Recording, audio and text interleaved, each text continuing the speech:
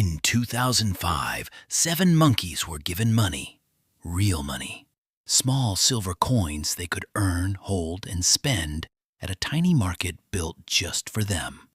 Within months, one of them had committed the first robbery in animal history. Another paid a stranger for attention, and the 2 scientists running the experiment had to tighten its rules because the monkeys kept inventing uses for money that nobody had taught them.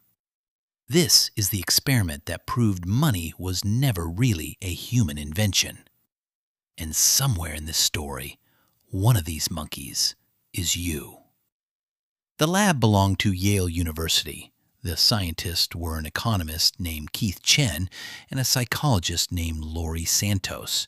And the question between them sounded almost childish. Is money something we learn or something we are? Every human is taught to count coins. No human is ever taught to want them. Nobody has to be. So Chen and Santos went looking for the wanting in a brain as far from ours as they could manage. They chose capuchins, small, quick, food-obsessed monkeys whose ancestors split from ours around 35 million years ago. If money could take root in a capuchin, then money wasn't invented a few thousand years ago with the first coins. It was already waiting in the primate brain, long before anyone struck silver. The experiment began with a washer, a small aluminum disc with a hole in the middle. To a monkey, it was junk. You can't eat a disc. You can't build with it. So the researchers made the oldest promise in economics. Hand over a disc, receive a grape. That was the entire system, and it took months of repetition to land. Disc, grape, disc, grape. Then, one by one, the capuchins stopped seeing a piece of metal and started seeing a grape that hadn't happened yet. They held on to the discs. They guarded them. They handed them over carefully, like small customers at a small counter. The junk had become currency. Then the researchers built the market. Each monkey entered the testing chamber with a wallet, a tray of 12 tokens, and faced researchers selling different foods at different prices. Apple slices at one station, cubes of Jell-O at another, grapes at a third. 12 tokens would not buy everything, which means the monkeys now had a budget. And a budget forces choices. When the team suddenly cut the price of Jell-O, 2 cubes for 1 token instead of 1, the monkeys noticed, and they bought more Jell-O. When prices rose, they pulled back. Chan ran the numbers afterward and found that capuchin spending followed the same supply and demand curves economists use to model human markets. Textbook curves drawn by animals that had never seen a shop, a price tag, or a single advertisement. There was one more detail in the data, and it should sound familiar. The monkeys never saved, not 1 token, not 1 time. Whatever they had, they spent, usually within minutes. The urge to spend it while you have it was not invented by your generation. It came with the hardware. But rational shopping was never the real target. Chen and Santos wanted to know whether monkeys shared our flaws. So they built a trap. 2 researchers offered the monkeys what looked like a deal. The first showed 1 apple slice and half the time added a bonus slice at the last moment. The second showed 2 apple slices and half the time took 1 away before handing them over. The math is identical. Both traders paid out 1.5 slices on average, and a purely logical creature would not care which line to stand in. The monkeys cared enormously. They crowded the bonus trader and avoided the taker again and again, as if losing something that already felt theirs hurt more than never having it at all. Before I tell you what that's called, which trader would you pick, the adder or the taker? Answer honestly down in the comments. Your gut already chose. Humans have a name for this: loss aversion. Daniel Kahneman and Amos Tversky proved decades ago that a loss hurts roughly twice as much as an equal gain feels good. It's why a 10% drop in your savings ruins a week, while a 10% rise barely earns a sentence at dinner. It's why people hold failing investments and cling to purchases they regret. For years, economists filed this under bad education, a bug that better schooling could fix. But nobody taught the monkeys. Nothing in their world explained it. The fear of loss did not come from markets or parents or the news. It shipped with the brain, 35 million years before the first paycheck. And the monkeys were just getting started. One afternoon, a capuchin approached the token station, looked at the full tray of discs, and made a decision. He did not trade. He grabbed the entire tray, flung it across the enclosure, and bolted, scooping up tokens while the room dissolved into chaos. Notice what he stole. Not the food, the tokens. He ran past things he could eat to grab metal he couldn't, because he understood exactly what that metal could become. The researchers had accidentally staged the first robbery in monkey history, and in the scramble that followed, the other capuchins dove for the scattered discs too. Desire had transferred from the grape to the symbol of the grape.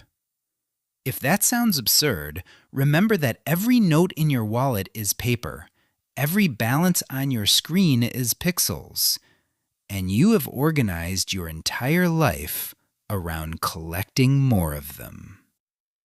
Then came the moment the researchers never planned for.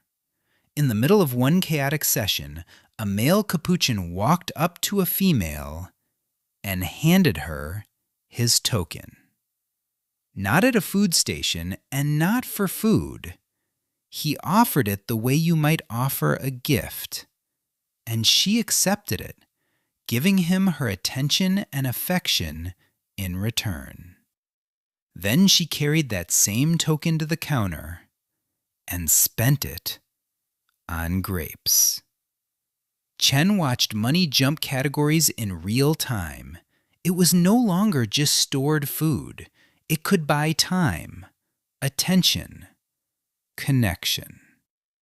After that day, the researchers tightened the rules of the token economy because the monkeys were inventing new uses for money faster than the study could contain them. Consider what that means. Nobody demonstrated any of this. Nobody trained it. Hand a primate a currency, and within months it independently invents shopping, bargain hunting, theft, gift giving, and payment for attention. The entire skeleton of a human economy, assembled from scratch in one small room in New Haven. So what is money actually doing inside a brain? At Stanford, a neuroscientist named Brian Knutson put people in scanners and watched them decide whether to buy. When a price felt too high, the region that lit up was the insula, a part of the brain that processes pain and disgust, the same region that reacts to something rotten. When people expected to gain money, the reward circuits fired instead, the same ancient wiring that responds to food. The brain does not file money under arithmetic. It files money next to eating and next to injury. To the oldest parts of you, money is not math. Money is survival. If something in your chest just went quiet for a second, that's the part of you this channel is for. The like button tells the algorithm to bring you the next ancient reason. Sticky Finds digs one up every week, because that is the real story hiding inside the monkey experiment.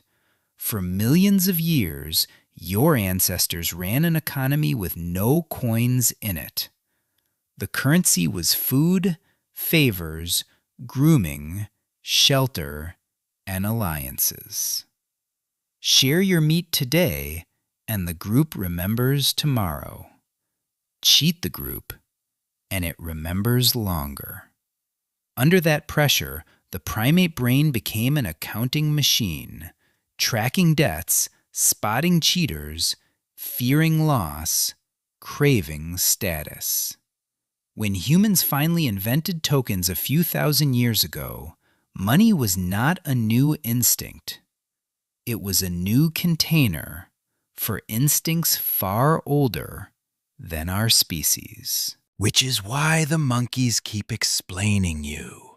A discount pulls you toward things you never wanted. That's the Jell-O Sale, running on ancestral hardware. Checking your account after a hard month feels physically heavy. That's the insula, treating a number on a screen like a wound.